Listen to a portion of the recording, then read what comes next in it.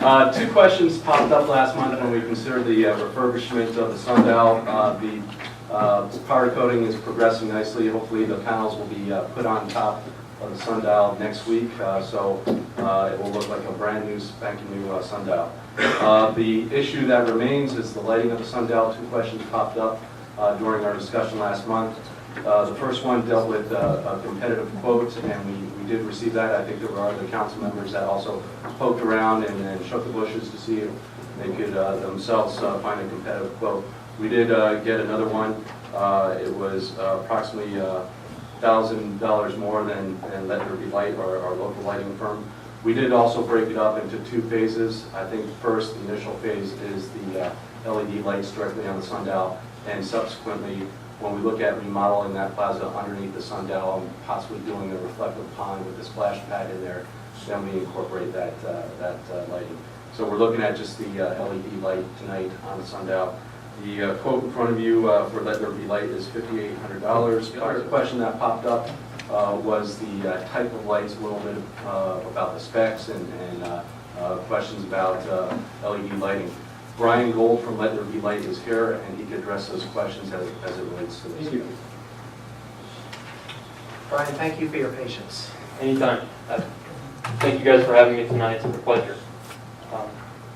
What I'd like to do first off is I'd like to go back to the very beginning of July when Mr. Miller asked me to present a budget number, which is just a brief number off the top of my head, what it would take to get this done properly. I threw out the number, and then about a month ago, he asked for an actual estimate to have this done, and it came in to be $100 less, all combined. The quantity of lights actually was scaled down from 7 to 5, and that was due to, I was under the impression the whole splash pad was all getting done immediately. Well, it turns out we're going to use the existing provisions, but I'd also like to understand a question called RGB. What is RGB? What is it all about? RGB stands for red, blue, and green. When you mix those three together, you get white. Most all LEDs are created this way, and they mix certain percentages of each to achieve the color we're looking for. So in regards to the uplighting on the sundial itself, I had chose to use an RGB fixture so we can specifically control the color of light on the sundial. Or if it's Christmas time, we can make it go red and green. Or if it's just any other night, we could just make a nice warm white. I think there was a question about, it was, the description said something like high-powered. Yes, let me go into high power a little bit. High powered is a term given to LED lamps and fixtures producing a lumen to watt ratio of 40 lumens or more per watt. I can go on and on hours and hours about this, but I won't. But to put it in perspective about the amount of illumination that will be there, about 15-watt lamps that I'm going to be using that are in the recessed lights or recessed canisters in the ground are 15-watt LEDs. Those are the equivalent of about 1,080 lumens, which is the equivalent of a 65-watt light bulb. So you put that in perspective. Every house here in Arizona has a recessed light in their kitchen. The vast majority of them all have a 65-watt lamp. So that gives you an idea of the amount of light, gives you a little perspective. Proposal from you. And the lights around the sundial itself were, I think, the same number, but at $20 a piece. Yes. And tonight we're looking at $25 a piece. That's a 25% increase. Are we Yes, sir, looking it at is. a different light? No. When I was asked to give a budget number, and this is where the budget price did not match up with the actual estimate price. And I'll tell you why, is because I gave Glenn a very round ballpark number. After I went to my manufacturer to give an actual estimate of what this was going to cost, my cost is $33 a foot and not $25 a foot. So I'm eating $8 a foot on that.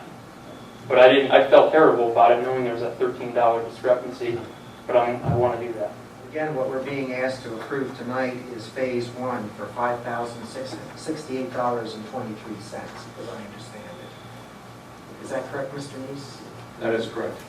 And we're deferring phase two, which is the in-ground lights, until we decide what we're going to be doing with the splash pad and that entire area. Is it of any value to Let There Be Light to and I might open this up to the council, but I just want to explore it with you, to get some sort of reduction on this cost, and for that, in lieu of a plaque or something. I'll do that, that's fair. Okay. I don't know how you guys want to go about discussing numbers. 100% is good for me. Why don't we put this as a motion, cost not to exceed this, and then go into negotiations? I would note that Let There Be Light has already donated a light for that statue, and they also probably donated some things for the garden, so I think we need to look at that. I would like to see this passed tonight, not to exceed, and then those negotiations. Mayor, that's very fair. And Mayor, members of council, just to let you know, Brian Gold has been working with Mark Rudoliak, and Mark Rudoliak is also going to put pedestrian lights throughout the garden as well as on some of the specimen cactus. It's a whole lighting system that he's incorporating that's a lot more sophisticated than what we had out there in past years. Brian and Let There Be Light has graciously donated all the LED lights in association with those lamps. So there's already a significant donation being made by Let There Be Light. We have a motion and a second to approve this agenda item as a not to exceed $5,868.23. All those in favor signify by saying aye. Aye. Opposed? Motion carries unanimously. Thank you guys very much for your time this evening. Thanks, Brian.